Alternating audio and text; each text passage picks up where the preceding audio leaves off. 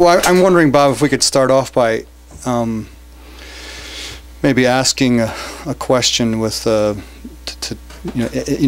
frame in sort of an answer of how do you talk to, or what do you say to other men in particular about why the work that you do around sort of trying to understand and research sort of the impact of pornography? Why is that both important to you, and why do you think it's important for men to think about what function that kind of media plays in our lives? Sure. Well, I think there are really two arguments to make to men about our use of what I would call the sexual exploitation industries: stripping, pornography, prostitution. One is there's what I would call the argument from justice. That is, if we really believe the principles we claim to believe about equality, about justice, about fairness, about mutual respect, then we cannot engage in buying the sexuality of women.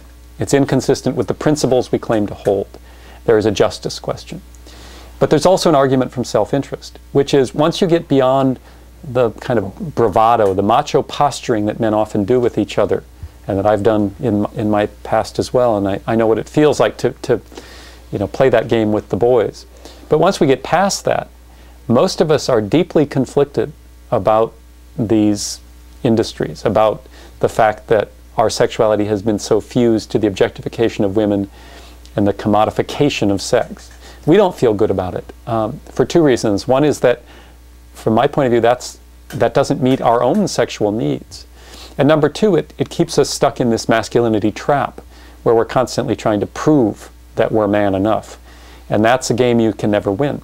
And so I think both for political reasons, in the sense of political justice, men should resist the pornography industry. But I also think there's an argument from self-interest that we have to make as well. And increasingly, as I talk to younger men especially, they resonate to that. They've grown up in a world hyper-sexualized, hyper-masculinized, and they don't feel that it fulfills their needs, and they don't feel they can live up to it. You know, several weeks ago, I sent you an email about there was a so-called porn debate that took place here between somebody from this, a Christian minister and Ron Jeremy, which really isn't a debate, but it seems like in many ways that sort of exemplified how often when conversations about pornography, it's sort of framed within that. I mean, why do you think sort of, that's the case from people who even claim to be kind of anti-pornography activists, and where do you think the debate needs to go? Well, for years, the debate about pornography in the culture was between conservative, often religious objections to pornography and liberal defenses of pornography, one arguing that this kind of sex was immoral and inappropriate. Implicitly, sex should be confined to the heterosexual marriage. And the other side saying, no, any sexual expression is acceptable between consenting adults.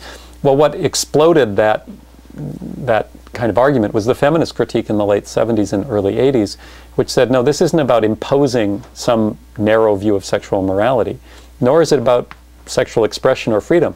It's about, within a male-dominant society, how sex is one place where men dominate. That is, where sexuality becomes a site of struggle.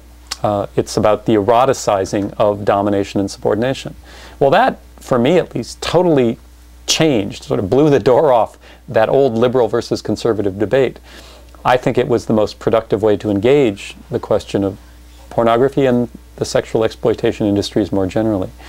But we see how fast both the conservative side and the liberal side rejected feminist critiques, and we're happy to go back to that old liberal conservative debate, which is now where we're stuck again, with one added twist that much of the discussion about pornography now in this culture, because pornography has become so normalized, is simply about economics, the business of pornography. So you still have this liberal conservative debate going on, but within a culture that kind of acknowledges that porn is just one more industry. Meanwhile, the real way to, I think, understand and explore the issue, the feminist critique of pornography, has been marginalized. So a lot of the work we're doing now is to try to bring that back into the debate. And I think that's good for women. I think it's good for men. I think it's good for the culture more generally. I was talking with somebody recently who also had read your book, Getting Off, and they expressed some kind of concern, or they weren't sure how to deal with the fact that you interject yourself, your own kind of history or your own struggle and your own evolution about this. And I said to them that I really appreciated it because it just made it seem much more human in terms of as another man understanding what effect this has had on me. I mean, why did you choose to, if I can ask you, to sort of personalize it within that book?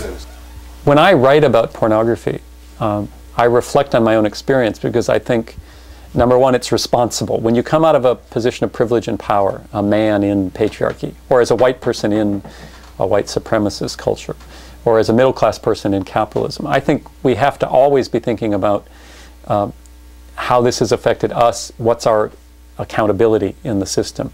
It's too easy to critique systems that we're embedded in from a distance. So one reason I do write about myself is in that sense kind of moral. I feel I'm morally obligated to be self-critical.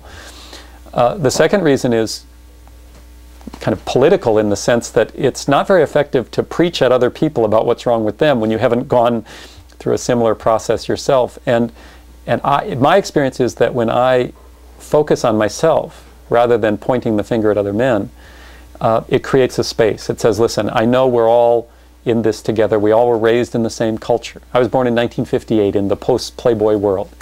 I watched pornography and looked at pornography as a young man, as a child. It helped shape my sexual imagination. I struggled just like everybody else. To pretend otherwise would be, number one, to be dishonest with myself and with other people. And number two would be to undercut in fact, the basis of the critique, which is it's not about the failures of an individual so much as a collective, a culture that creates a certain conception of masculinity and femininity within a sexual context and then sells us a certain image. Well, I've had to struggle with that as much as anyone, and to pretend otherwise, I think, would be dishonest. And of course, as someone who comes out of academic life, where you're encouraged to be dishonest, you're encouraged to be falsely neutral, and as someone who came out of journalism before I was an academic, where again you're encouraged to be sort of detached, I just have always resisted that. It doesn't seem authentic to me.